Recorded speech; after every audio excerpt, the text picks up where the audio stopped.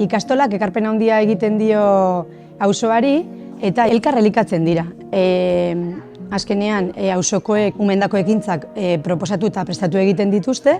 Adibidez, Santa Mas bezperan, umeak auzoko dendetan banatzen dituzte eurak egindako gabonetako postalak. Benetan politxa izaten da hau ikustia, umeak ilusio handiz banatzen dituzte postalak.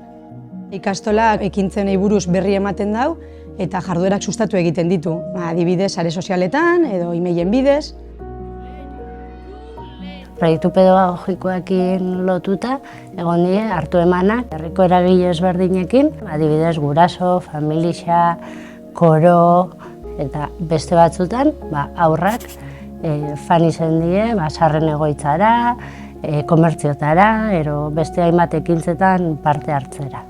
Proiektuei amaiera emuteko eta borobiltzeko herriko beste agente batzukin batera elkarlanean nolabaiteko ekarpen bat itxejako herrixai.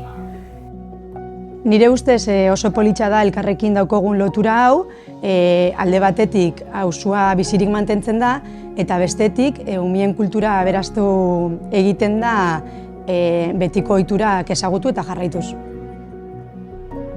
Egoera berezien aurrien ekimen ezberdinak bizi izen ditugu. Adibidez, konfinamendu garaian, Basarazpiko hainbat ume danak etxien konfinauta dozenien, Euskararen eguna ospatzeko argitxo etxez-etxe fanzan ume danak agurtzen. Bukatzeko esango neuke, Arizmendi ikastolak herriaganako daukon implikazioa dela gehien balorauko neukena.